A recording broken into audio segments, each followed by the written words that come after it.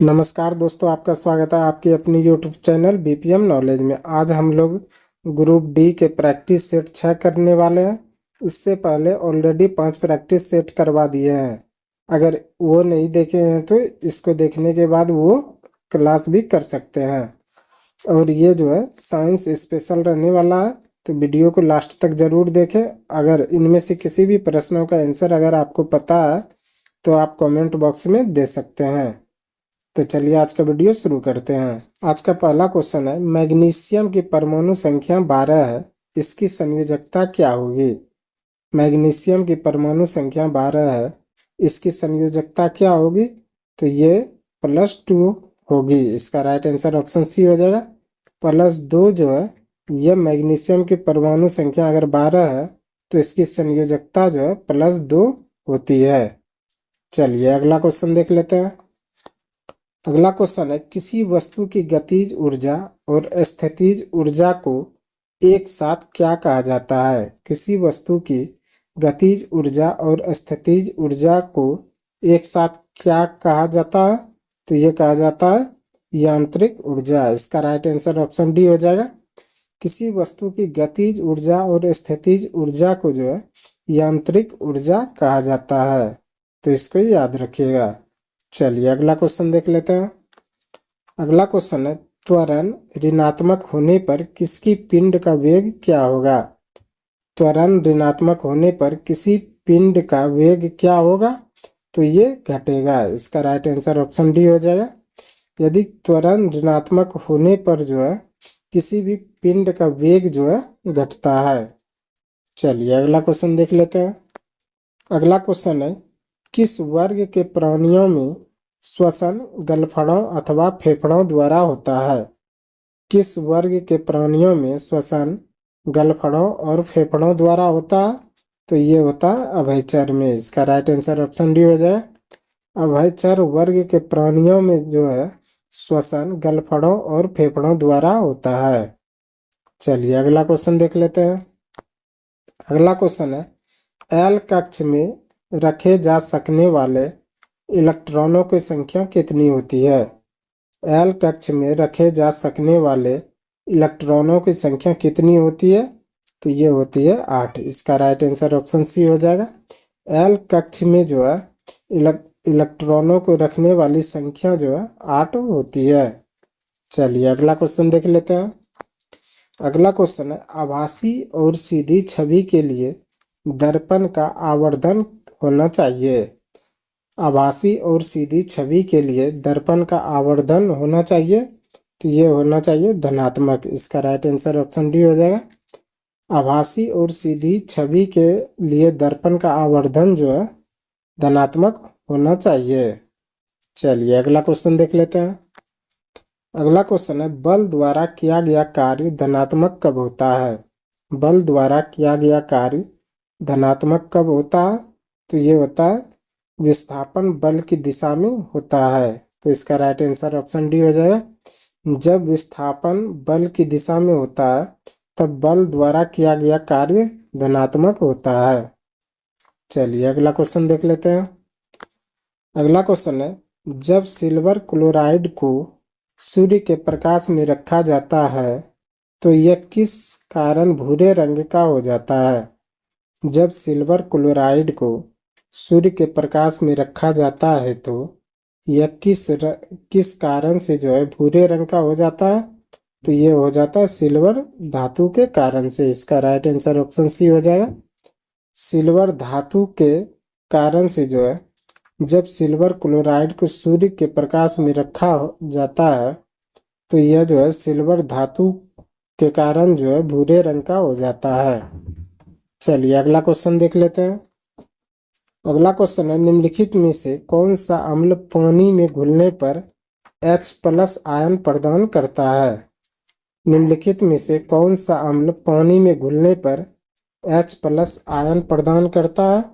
तो ये करता है एसिटिक अम्ल। इसका राइट आंसर ऑप्शन डी हो जाएगा। एसिटिक अम्ल जो है जब अम्ल पानी में घुलने पर H+ आयन प्रदान करता है तो यह एसिटिक अम्ल होता है। चलिए अगला क्वेश्चन देख लेते हैं। अगला क्वेश्चन है, जड़ों की कोशिकाओं में लंबे रोमों जैसे भाग को क्या कहते हैं?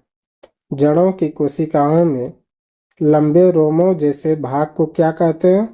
तो ये कहते हैं रूट हेयर। इसका राइट आंसर ऑप्शन ए हो जाएगा।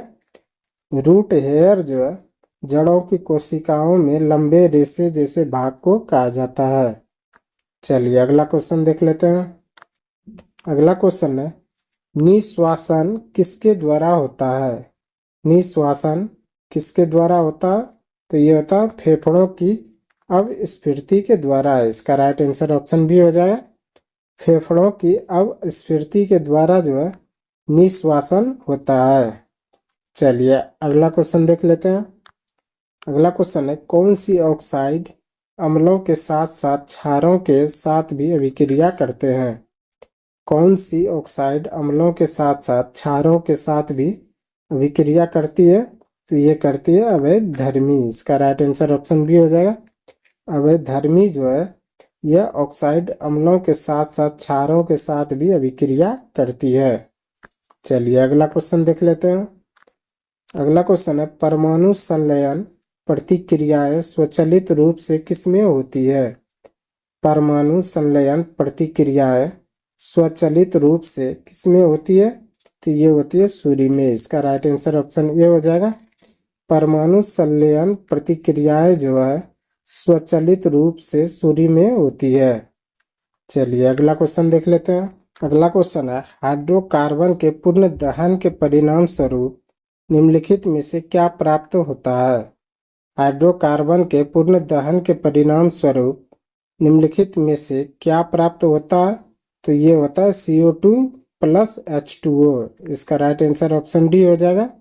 CO2 प्लस H2O जो है हाइड्रोकार्बन के पूर्ण दहन के परिणाम स्वरूप जो है प्राप्त होता है। चलिए अगला क्वेश्चन देख लेते हैं। अगला क्वेश्चन है, लिटमस विलियन किससे निष्कर्षित किया जाता है? लिटमस विलियन किससे निष्कासित किया जाता है? तो ये किया जाता है लाइकेन से। इसका राइट आंसर ऑप्शन डी हो जाएगा। लिटमस विलियन जो है लाइकेन से निष्कर्षित किया जाता है। चलिए अगला क्वेश्चन देख लेते हैं।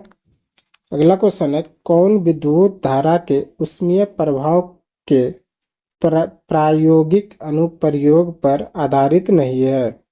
कौन विद्युत धारा के ऊष्मीय प्रभाव के प्रायोगिक अनुप्रयोग पर आधारित नहीं है? तो ये है इलेक्ट्रिक बेल। इसका राइट आंसर ऑप्शन सी हो जाएगा। इलेक्ट्रिक बेल जो है यह विद्युत धारा के ऊष्मीय प्रभाव के प्रायोगिक अनुप्रयोग पर आधारित नहीं है। चलिए अगला क्वेश्चन देख लेते हैं। अगला क्वेश्चन है, 25 डिग्री सेंटीग्रेड पर हवा में ध्वनि की गति कितनी होती है? 25 डिग्री सेंटीग्रेड पर हवा में ध्वनि की गति कितनी होती है?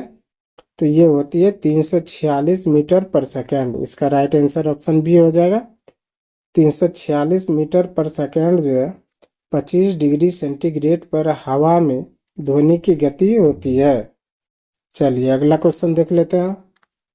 अगला क्वेश्चन है, किस मिश्र धातु में टीन होता है? किस मिश्र धातु में टीन होता है? तो ये होता है सोल्डर में। इसका राइट आंसर ऑप्शन बी हो जाएगा। सोल्डर में जो है टीन होता है। चलिए अगला क्वेश्चन देख लेते हैं। अगला क्वेश्चन है, तत्वों के परमाणु जिसकी परमाणु संख्या समान लेकिन द्रव्यमान संख्या भिन्न होती है क्या कहलाता है? तत्वों के परमाणु जिसकी परमाणु संख्या समान लेकिन द्रव्यमान संख्या भिन्न होती है क्या कहलाता है? तो ये कहलाता था समस्थानिक। इसका राइट आंसर ऑप्शन ए हो जाएगा। समस्थानिक जो है तत्वों की परमाणु संख्या समान और लेकिन द्रव्यमान भिन्न होता है उसे समस्थानिक कहा जाता है। चलिए अगला क्वेश्चन देख लेते हैं। अगला क्वेश्चन है, ध्वनि के माध्यम में संचरण के दौरान कणों के उच्च घनत्व का क्षेत्र है। ध्वनि के माध्यम में संचरण के दौरान कणों के उच्च घनत्व का क्षेत्र है उसे क्या कहते हैं? तो ये कहते हैं संपीड़न। इसका राइट आंसर ऑप्शन डी हो जाए। संपीड़न जो है ध्वनि के माध्यम में संचरण के दौरान कणों के उच्च घनत्व का क्षेत्र होता है। चलिए अगला क्वेश्चन देख लेते हैं। अगला क्वेश्चन है, निम्नलिखित में से कौन सा एक तत्व नहीं है? निम्नलिखित में से कौन सा एक तत्व नहीं है? तो ये है पानी। इसका राइट आंसर ऑप्शन सी हो जाएगा। पानी जो है यह एक तत्व नहीं है। चलिए अगला क्वेश्चन देख लेते हैं।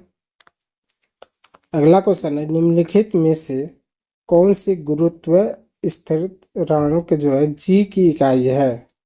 निम्नलिखित में से कौन सी गुरुत्व स्थिरांक जो है जी की इकाई है? तो ये है न्यूटन मीटर स्क्वायर प्रति केजी स्क्वायर। तो इसका राइट आंसर ऑप्शन ये हो जाएगा, न्यूटन मीटर स्क्वायर प्रति केजी स्क्वायर जो है यह गुरुत्वीय स्थिरांक की इकाई है। चलिए अगला क्वेश्चन देख लेते हैं। अगला क्वेश्चन है, मेंडलीव की आवर्त सारणी में क्षैतिज पंक्तियों को क्या कहते हैं? मेंडलीव की आवर्त सारणी में क्षैतिज पंक्तियों को क्या कहते हैं? तो ये कहते हैं आवर्त। इसका राइट आंसर ऑप्शन ये हो जाएगा, मेंडलीव की आवर्त सारणी में क्षैतिज पंक्तियों को जो है आवर्त कहते हैं। चलिए अगला क्वेश्चन देख लेते हैं। अगला क्वेश्चन है, निम्न में से कौन सी प्रजनन की विधि उच्च भिन्नताओं को उत्पन्न करता है? निम्न में से कौन सी प्रजनन की विधि उच्च भिन्नताओं को उत्पन्न करता है? तो ये करता है लैंगिक। इसका राइट आंसर ऑप्शन ये हो जाएगा, लैंगिक जो है यह प्रजनन की विधि उच्च भिन्नताओं का उत्पन्न करता है। चलिए अगला क्वेश्चन देख लेते हैं। आज का अंतिम क्वेश्चन है, स्क्लेरेनकाइमा में कोशिका भित्ति किसके कारण मोटी होती है? स्क्लेरेनकाइमा में कोशिका भित्ति किस कारण से मोटी होती है? तो ये होती है लिग्नन के कारण से। इसका राइट आंसर ऑप्शन ए हो जाएगा, लिग्नन के कारण से जो है स्क्लेरेनकाइमा में जो है कोशिका भित्ति मोटी होती है। आज के लिए बस इतना ही। हमें उम्मीद है कि ये वीडियो आपको पसंद आया होगा। अगर पसंद आया तो प्लीज़ लाइक कमेंट शेयर और चैनल को सब्सक्राइब जरूर करें। धन्यवाद।